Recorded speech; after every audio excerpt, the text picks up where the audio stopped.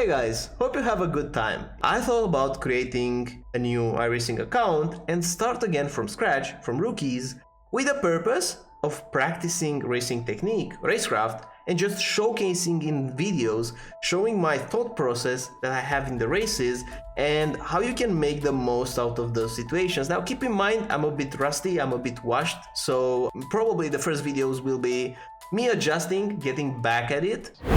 So we're gridding up. This is where all the trouble can happen. In turn 1, lap 1, everyone's packed together and you will see me having here a decent launch of the grid. I'm overtaking the guy on my right side, but the blue and orange livery behind will do a big leap, a big lunge. Look for it. I'm seeing him in the mirror and I see him closing the gap a lot, so I decide to stop going for the corner to avoid him.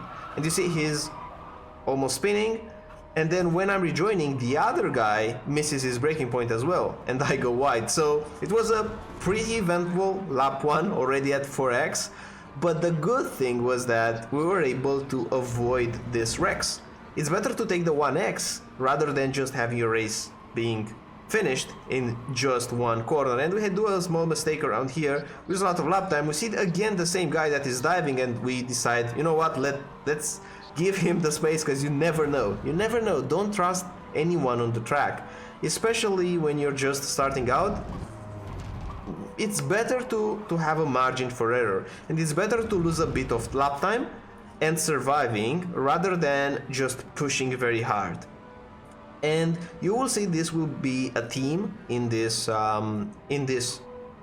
race, and also it will help you a lot with your mindset, because right now we have a lot of cars in front and there's no reason for us to push really hard, especially when you see they're fighting, they're going side by side. All we have to do is to stay close and look, just take these freebies, because it's super easy to follow when someone is doing an overtake if you're just there. Don't really have to push ultra hard. Also, you might lose more lap time if you push in some certain corners where, you know, the exit is more important than the entry and things like this. So all in all, we're at the end of lap 1 and I think we'll be in the same position as we started, so nothing changed in terms of positions, but now the tires are in a better window. In iRacing, tire temperature is everything, and cold tires is just insane, especially in the MX-5, how less your grip will be.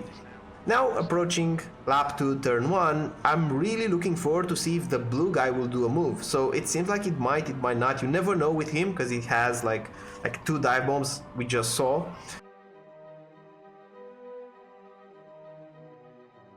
But nothing happens, so everything is fine.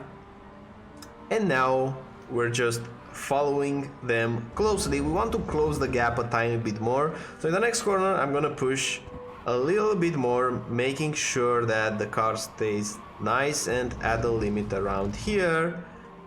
A lot of oversteering moments, but we do close the gap in this corner. And now the question is, do we attack or not? And we decide not to, because we need a good exit from this corner. We can't really get this exit because we don't know where he will brake, right? After one lap, you might know their braking points, but in the beginning, you do not know. Same thing happens here. It's very hard to know.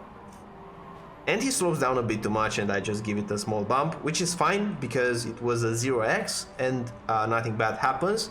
But it's very hard to gauge the braking when you're that close. Now he goes for a move and right now he's trying to defend, so we all will be losing a lot of lap time. I'm trying to brake a lot more here just to make sure I'm not punting the number 11 guy. They're going side by side and now we're side by side as well. So another tap is getting in front. We want to have a good exit out of this corner. At the end of the day, all these corners that leads to a big straight are important, and once again we give him that tap. That's because, you see, it's very hard. He's going slower because the guy in front is braking more. So this causes a chain reaction. You always have to expect those and make sure you're not getting caught in this train of slowing down, and then you're just braking too late. Now once again into this corner we brake a bit earlier because we expect them to be fighting, and we have our window right here to just make the overtake, but the overtake is not sealed because he's now on the inside, I'm taking the outside, and the next corner will be the one that will make the difference. So let's see, he's pushing, I'm pushing, he's getting out alongside myself. Now into the braking for this corner, we're trying to do the switchback, it didn't work, he's still in front of us. So right now we're trying to put the pressure, going a bit in the inside. He's going on the inside, perfect, that's exactly what I wanted. So I can have the racing line, and now I'm just having a better exit. So I positioned the car on the inside just to make him defend the inside so that I will have the racing line, which will be faster. So now here in the braking quite hard and making sure we outbrake him. A small tap, but it's fine. The guy in front seems to be losing a lot of time with the purple livery. We're doing a send around here, making sure we leave the space all the way on the outside because we don't want to cut his line. Same thing here, leaving the space. When we see in the mirror that he's backing off, then we can push all the way to the outside. And now we're just focusing on catching the pack once again because we have a healthy gap behind. So all the focus is now on just closing the gap. That's because the guys are fighting quite hard. So I'm trying to do my normal racing line, and I'm seeing them fighting in these corners where you can lose a lot of lap time. And it will be smarter for them to not fight at all and just put a gap. Because in that way, instead of having a fourth-way battle, you could have them just the three of them. But because of this, I'm able to catch. So once again behind number 4, he's defending on the inside, I'm taking the outside. I don't want to brake very late around here because there's still laps left. So I'm braking earlier, I'm trying to do the switchback. It wasn't possible because I braked way earlier than I should, but that's fine because I'm testing him, I'm testing to see how his racecraft is, how he reacts to these things, so I can know in the future how I can attack him. And once again, in the pack, gap behind 1.8, so there's no pressure from behind, just looking in front. Although, if we end up fighting more, we might have Carol behind catching up to us. So it will be interesting to see. Right now they're fighting for it, they're going side by side. I can't really do my normal line because he is blocking his braking a bit earlier, so that's fine.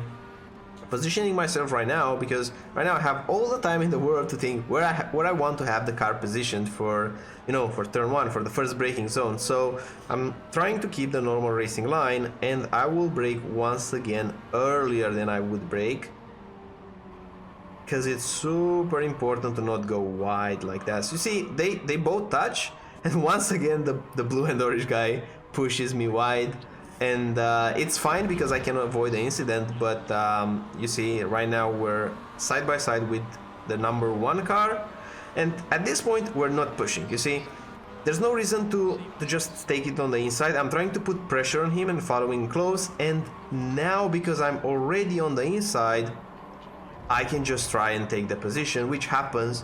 So sometimes you have to know when to back off because you might have a better opportunity right in the next corner. So I think we have like 1 lap left. This is the last lap, if I'm not mistaken.